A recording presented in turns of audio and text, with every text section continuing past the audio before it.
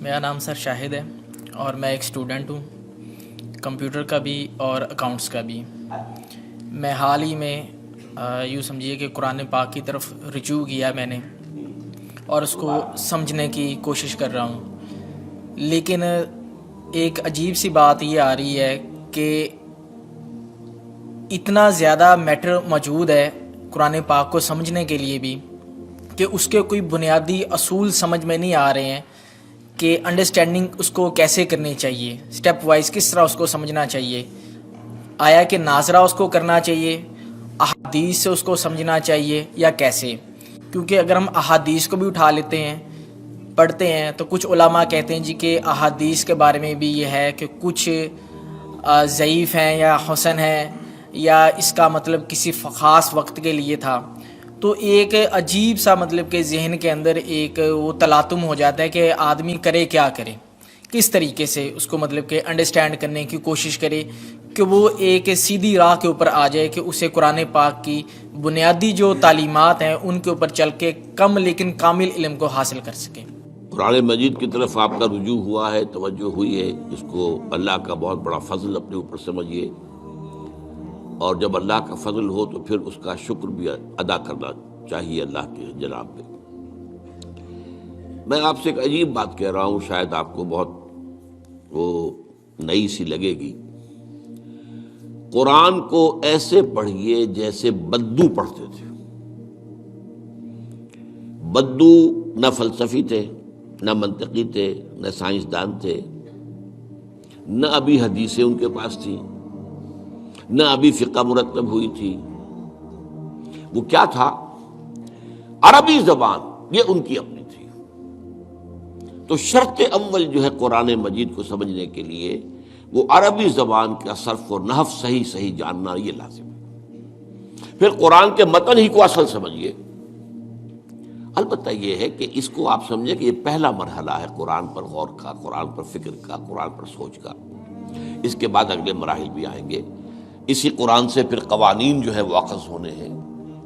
اچھا، اس میں بعض سے واقعات ایسے ہیں کہ جو تو ایک تاریخی حیثیت رکھتے ہیں، اب ان میں اس واقعے کے ضمن میں تفصیل میں کہیں کوئی اختلاف ہو گیا تو کوئی حرج واقع نہیں ہوتا۔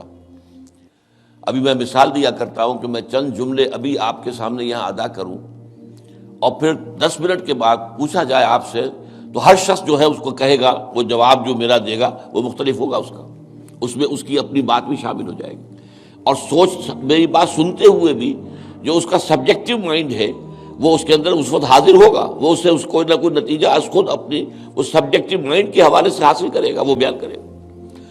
تو ان چیزوں میں احادیث میں اگر کوئی اختلاف بھی ہو جائے تو اس میں پریشان ہونے کی ضرورت نہیں ہے۔ ابھی ہمارے ہاں یہ جمعے کے اجتماعات میں حدیث جبرائیل جو ام السنہ کہلاتی ہے، جیسے سورہ فاتحہ ام القرآن ہے، ایسے حدیث جبرائیل ام السنہ ہے، سنت کی جڑ اور ماں۔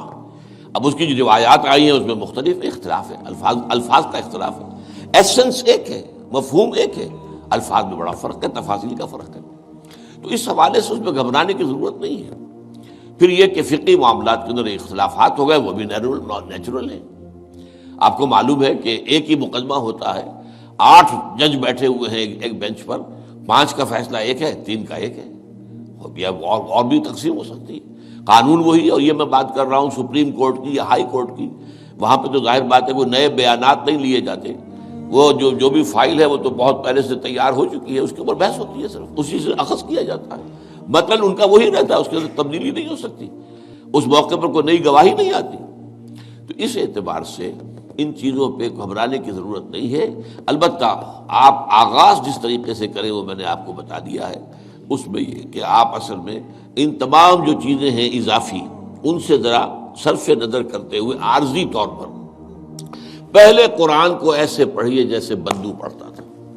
اور وہی بات تھی کہ بدو پھر جس طریقے سے موٹیویٹ ہوا ہے، بدو سے مراد میں صحابہ کو عام طور پر لفظ دے رہا ہوں، یہ ان کی اس کے لیے وہ نہ سمجھیے کوئی توہین کی بات ہے، مطلب یہ کہ میں اس معنی میں کہہ رہا ہوں کہ وہ لوگ فلسفی نہیں تھے، کوئی پڑھے لکھے لوگ نہیں تھے، بلکہ امت کا نام ہی ہے یہ جو ہے امیین، ان پڑھ لوگ، ان پڑھ، ان لیٹرڈ ون، حضور کی شان بھی یہی ہے، امی ہے۔ تو انہوں نے قرآن کو جس طور سے سمجھا ہے وہ ہے بہترین طریقہ قرآن کو سمجھنے کا، اور اسی سے پھر وہ صحیح موٹیویشن ہوتی ہے کہ انہوں نے تن من دھن سب لگا دیا اللہ کے دین کے لیے اور اللہ کے دین کو غالب کر دیا۔